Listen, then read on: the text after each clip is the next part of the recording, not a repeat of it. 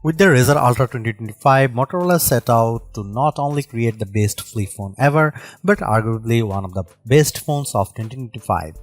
The Snapdragon 8 Elite and 16GB of RAM provide stellar performance, and improvements to the camera, battery, and charging really take it to the another level.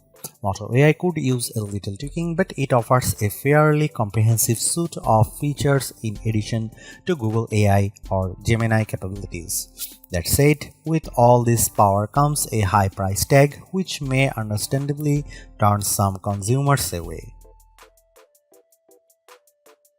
To say that the Razr Ultra 2025 took me by surprise is a bit of an understatement. The phone is currently the most powerful flip phone on the market, boasting specs that rival even more traditional premium flagships such as the Galaxy S25 Ultra, and with a price that matches Samsung's top tier of the line model for 2025, Motorola seems to have a lot of confidence in the Razr Ultra 2025 following the line's success in recent years. But is Motorola too confident in the Razr Ultra?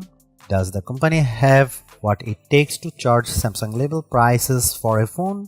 I have spent a month with the Razr Ultra 2025 and I'm happy to say that Motorola has given us a flip phone that feels so close to perfect, if not for a few quirks.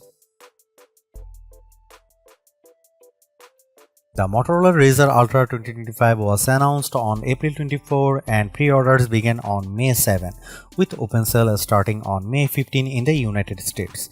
Two configurations are available: 16GB plus 512GB, which cost is $1,299 and 16GB plus 1TB, which cost around $499. The phone comes in 4 different color options, courtesy of Pantone, Scarab, Rio Red, Everett, and Mountain Trail. Availability will depend on the retailer and carrier. If you have followed the Razr series for the past few years, then the design of the Razr Ultra 2025 shouldn't surprise you. It looks nearly identical to its predecessor, which in the case would be the Razr Plus 2024, sporting the same curved frame, rounded corners, and massive cover panel. The difference lies in the slightly larger display size, the new materials on the back, and the IP48 water and dust resistance for improved durability. The Razr Ultra 2025 color options are quite interesting this year as Motorola continues to move away from muted shades. I have the Rio Red color on my unit, which incorporates Motorola's now standard vegan leather and is admittedly the least interesting of the Razr Ultra 2025 colors. I previously spent some time with the soft Alcantara and sturdy wood finishes during my hands-on, and I must say Motorola has given users quite the selection of sensory goodies to choose from. I also like that Motorola switched from a glossy frame to brushed metal, as it gives the overall design a rustic sheen. Opening the phone feels great thanks to the new titanium reinforced hinge. It's stronger and makes it easier to open the Razr Ultra with one hand. It almost springs open with a satisfying click, which sounds about as good as it does when closing the phone. When the phone is open, you are greeted with a 7-inch OLED display that looks much punchier than previous models. This is likely a result of the Pantone collaboration, which aims to provide authentic and vivid images. The sharper Super HD resolution also makes content look crisp, while the variable 165Hz refresh rate helps make UI elements move with a sleek, buttery smoothness. Motorola offers 3 display presets for controlling color display: natural, radiant, and vivid. I would suggest radiant as it splits the difference and gives you a bit more vibrancy without overdoing it. There are also a few settings for eye protection, including flicker prevention for users with PWM sensitivity, which is nice to see as Motorola continues improving the overall quality of its displays. The Razr Ultra 2025 is powered by the Snapdragon 8 Elite, making it the first flip phone to feature this chipset. Coupled with 16GB of RAM, it theoretically surpasses other flagships, at least on paper. It may seem like overkill, and it probably is, but the result is the kind of performance you'd expect from a top-tier flagship phone, as I experienced no lag or hiccups in my use. Unfortunately, the Geekbench 6 scores don't really reflect this. It scores lower than the last year's Z Flip 6 and Razr Plus 24 in single-core tests, although it performs significantly better in multi-core tests. My guess is that Motorola may have adjusted the clock speed of the prime cores to help with thermal management, as flip phones tend to get quite warm in the top half when overworked. I don't put much stock in benchmark tests, and my real-world use of the phone has proven to be quite exceptional. That said, if you do care, then it's certainly something to consider. The rather large 4700 mAh battery should help offset the more powerful chipset and high-resolution display. So far, I have no complaints about battery life, and the phone can easily get me through the day, although I haven't managed to get much more than that will usually have to top up while I sleep. Fortunately, power users will appreciate the 68-watt charging, which fully charges the phone in approximately 40 minutes. Although I haven't been able to test out the top 30-watt wireless charging speed, as all of my chargers top out at 15 watt, it is good to see a company in the US moving the needle on charging speeds aside from OnePlus. The Razr Ultra 2025 runs Android 15 and will receive 3 OS upgrades and 4 years of security updates, which notably falls behind other flagship competitors.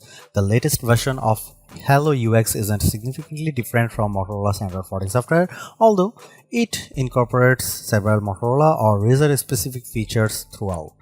Motorola has packed as much as AI possible into its Moto AI software, which after some feedback from early testers feels significantly better than last year's beta, with more easily accessible features that can be found in the dedicated Moto AI app.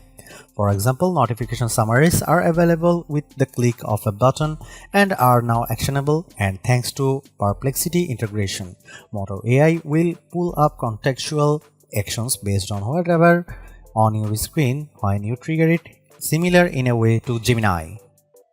Image Studio and Playlist Studio are fun ways to utilize AI to generate images and context-based music playlists, although the latter is currently limited to Amazon Music, which I imagine won't be of much benefit to many people.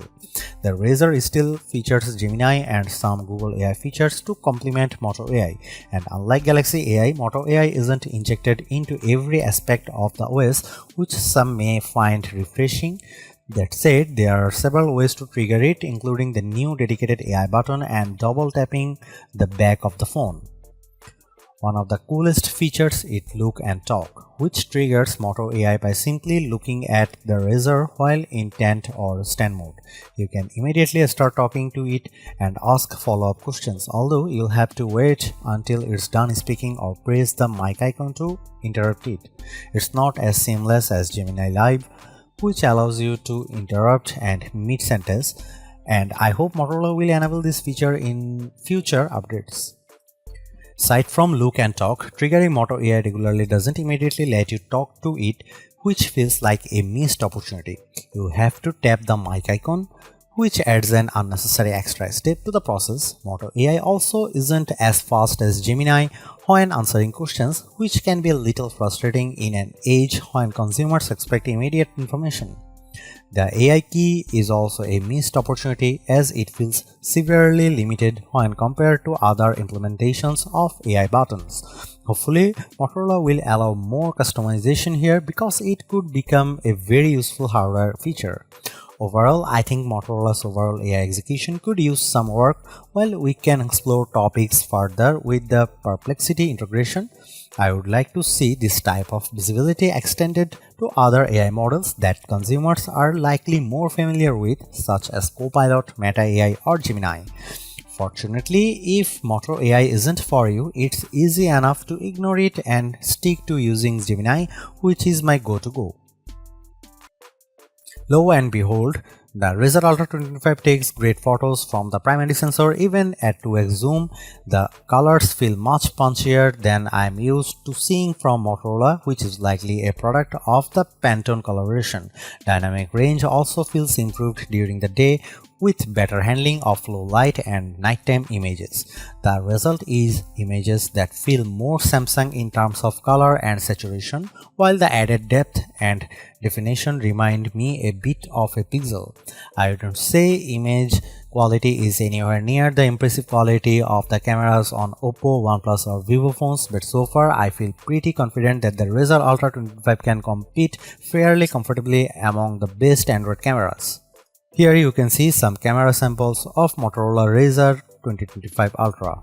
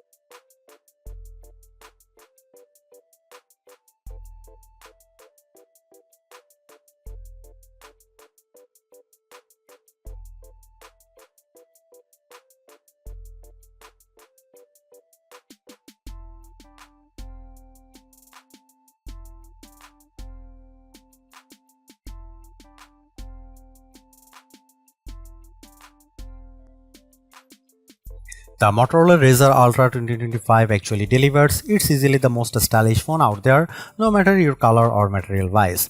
It's also finally caught up to the big players with zippy performance, stellar battery life, and cameras that are no longer just an afterthought. That astonishing cover display seals the deal, making this phone more than the sum of its undeniably snazzy parts.